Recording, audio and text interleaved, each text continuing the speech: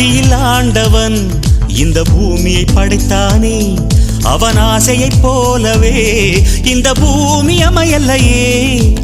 ஆண்டவன் ஆசையே இங்கு பொய்யாய் போய்விடில், மனிதனின் ஆசைகள் மெய்யாவது சாத்தியமா?